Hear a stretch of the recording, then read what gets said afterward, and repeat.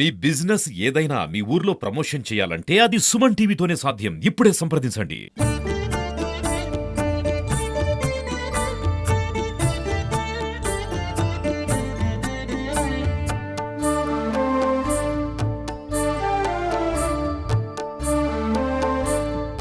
మనం ఇప్పుడు మానుకోటకు 2 కిలోమీటర్ల దూరంలో ఉన్న శ్రీ అనంతాద్రి జగన్నాథ వెంకటేశ్వర స్వామి టెంపుల్లో ఉన్నాము.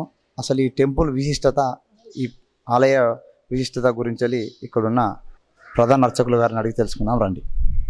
యుతం ప్రభం లక్ష్మీ గోదా సమాయుక్తం వెంకటేశమహం భజే. అసలు ఈ యొక్క అనంతాద్రి క్షేత్రం అనేది అనంతుడు అనేటువంటి ఒక మహా తపస్వి ఈ యొక్క కొండ మీద ఆయన తపస్సును ఆచరించి జగన్నాథ స్వామిని సాక్షాత్కరింపజేసుకున్నారట. సాక్షాత్కరించిన తర్వాత వారు అనంత మహాముని అడిగారట. ఏమనంటే ఏం వరం కావాలి నీకు అని అడిగినప్పుడు అనంత మహాముని చెప్పారట, స్వామి తమరు ఈ యొక్క క్షేత్రం పైన స్వయం వ్యక్తంగా ఇక్కడే నివసిస్తూ ఉండాలి అని వారు అడగటం, దానికి ఆ స్వామివారు వరమివ్వటం, ఆ కారణంగా ఆ జగన్నాథ స్వామి వారి వెంబడి సుభద్రాదేవి, బలరాముడు, బలభద్రుడు కూడా ఈ యొక్క అనంతవరం అనేటువంటి గ్రామంలో ఉండడం జరిగింది. అసలు దీని పేరే అనంతవరం. అనంతమైనటువంటి వరాలు పొందినటువంటి గ్రామంగా ఉండేది కాబట్టి దీనికి అనంతవరం అనేటువంటి పేరు ఉండేదట పూర్వకాలం. రాను రాను వ్యవహారిక భాషలో అది అనంతారం అయింది. అసలు ఈ అనంతారం అన్నది కూడా మానుకోట, శ్రీమానుకోట అనేటువంటి పట్టణానికి సమీపంలో ఉండేటువంటి గ్రామం ఇది.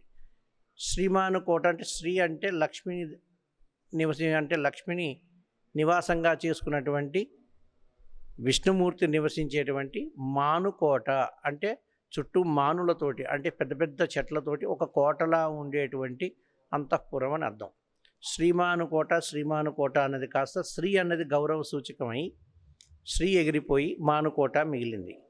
ఈ మానుకోట కాస్త పరరాజుల పాలన వచ్చేటప్పటికి మెహబూబ్ అలీ ఖాన్ గారు ఎవరో పరిపాలన చేశారు. వారి యొక్క భార్య పేరు మెహబూబా అని ఉండేదట.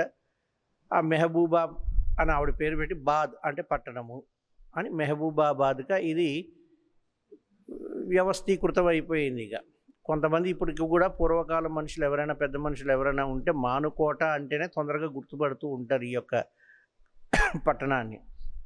అయితే జగన్నాథ స్వామి, బలభద్రుడు, సుభద్రుడు కూడా ఈ యొక్క అనంతవరం గుట్ట మీద వెలిసి ఉండడం జరిగింది. అయితే ప్రతిరోజు కూడా భక్తులు రావడం, వారిని సేవించుకుంటూ ఉండడం, వారికి తోచినటువంటి కానుకలు అవి సమర్పించుకుంటూ ఉండడం. ఆ కాలంలో ఏమున్నాయి, రూపాయలు, 2 రూపాయలు, 10 రూపాయలు లేవు. ఏదైనా ఉంటే వజ్రాలు, వైడూర్యాలు, బంగారం ముద్దలు ఇవే ఇస్తూ ఉండేవారట స్వామివారికి. అయితే ఇవన్నీ కూడా ఏం చేసేదంటే సుభద్రాదేవి గారు ఒక పెట్టెలో దాస్తూ ఉండేవారట. ఒకరోజు ఒక 2 భక్తులు స్వామివారిని సేవించుకోవడానికి వచ్చి ఆయనకి వారి బాధలన్నీ కూడా చెప్పుకొని, అయ్యా మేము చాలా కష్టాల్లో ఉన్నాం, దయచేసి మమ్మల్ని మీరు ఆదుకోవాలి అని అనగానే స్వామివారు చెప్పారట, నాయన ఇచ్చేటువంటి దానం ఏదైనా కూడా పరిపూర్ణంగా ఇస్తేనే తీసుకున్న వాడికి, ఇచ్చిన వాడికి కూడా ఫలితం ఉంటుందో, కాబట్టి ఆ ధనం పెట్టే సగమే నిండింది, ఇంకా సగం నిండిన తర్వాత నువ్వు తీసుకుని వెళ్ళు అని ఆయన అనడం జరిగిందట. అయితే ఇలా కొన్ని సంవత్సరాలు గడిచిపోయాయి. మరి వీరి అదృష్టం బాగోలేదో మళ్ళీ అంటే స్వామివారి యొక్క మీద భక్తులకి దైవభక్తి తగ్గిందో ఆ ధనం రావడం తగ్గింది.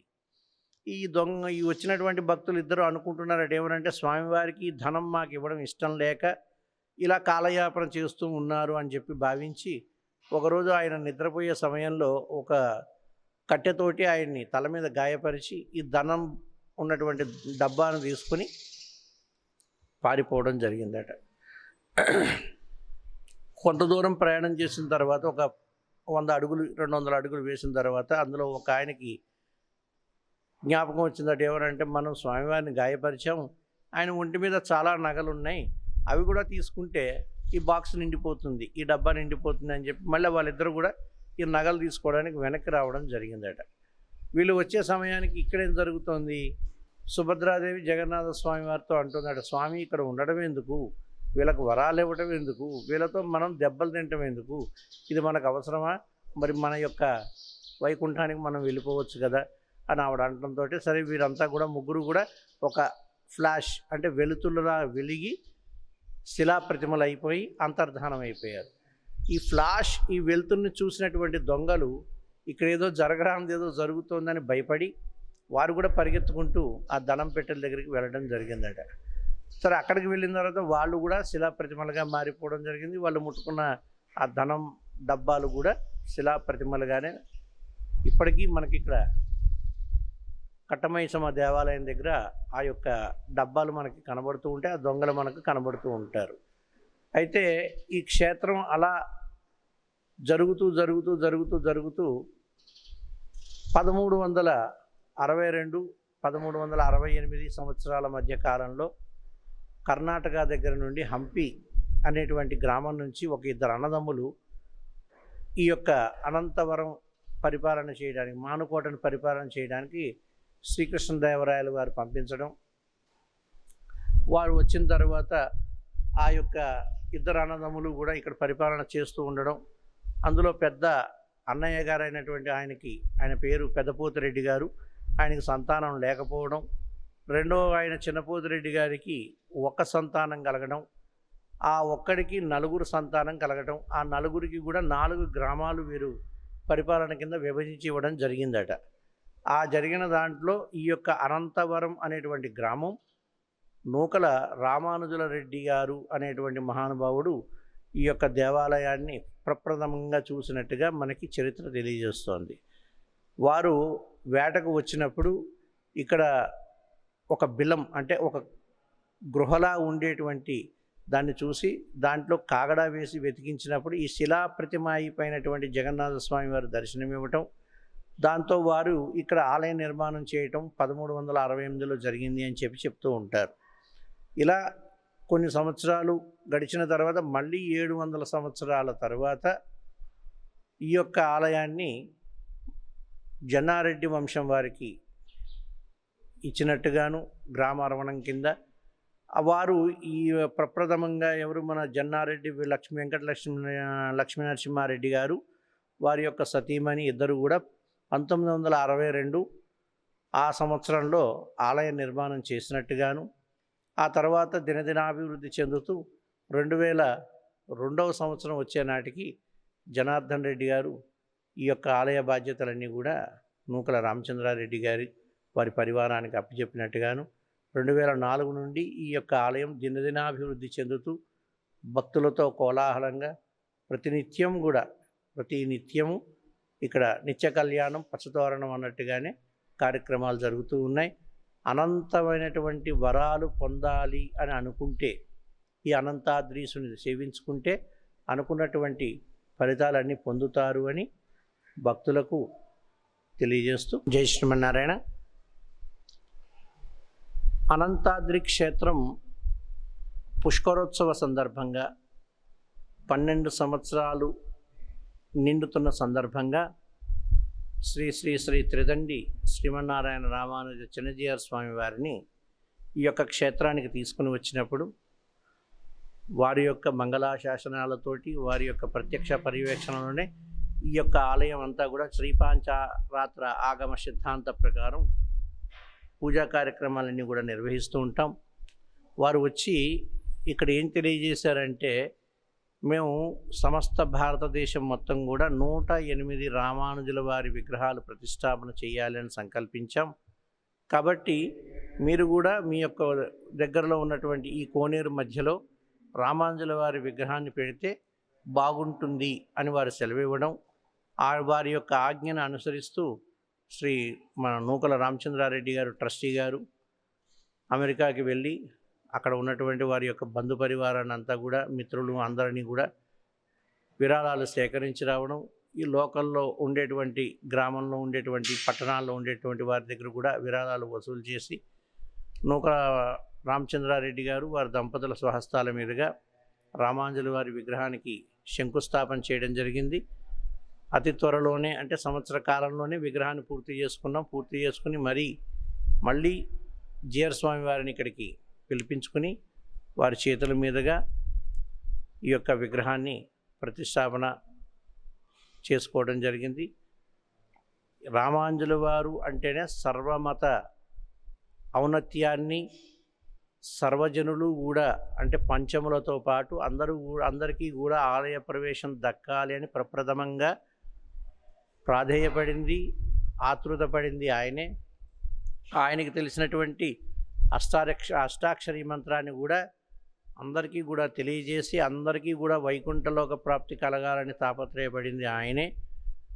అదే విధాన్ని అదే ఆచారాలని ఇప్పుడు మన స్వామివారి ద్వారా అందరం కూడా మనం కలిపి చేసుకుంటూ ఈ రామాంజుల వారి విగ్రహాన్ని ప్రతిష్టాపన చేయడానికి ముఖ్యులు శ్రీ జిఆర్ స్వామివారు అని తెలియజేస్తూ, ఇన్ని ఏర్పాట్లు జరిగినా కూడా ఈ యొక్క క్షేత్రం దగ్గరికి రావడానికి మానుకోట పట్టణం నుండి సుమారు గతంలో అంటే 2010వ సంవత్సరం 2012వ సంవత్సరం వరకు కూడా చుట్టూ తిరిగి వస్తూ ఉండేవాళ్ళం. అంటే సుమారు ఒక 7-8 కిలోమీటర్ల ప్రయాణం చేస్తే కానీ ఈ యొక్క క్షేత్రానికి చేరుకోవడం కష్టంగా ఉండేది.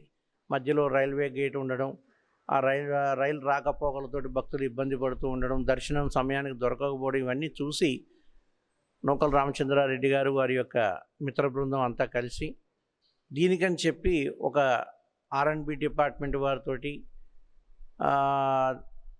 రవాణా శాఖ మంత్రి గారితో, రోడ్లు భవనాల శాఖ మంత్రి గారితో బాగా మాట్లాడి వారిని ఒప్పించి దీనికి ఒక రహదారిని ఏర్పాటు చేశారు. చాలా చక్కగా ఒక 2.5 కిలోమీటర్లు అయితే మానుకోట పట్టణం నుంచి డైరెక్ట్ ఎక్కడా కూడా ఆటంకం లేకుండా డైరెక్ట్గా దేవాలయం దగ్గరికి రావడానికి వారు రోడ్డు నిర్మించడం జరిగింది.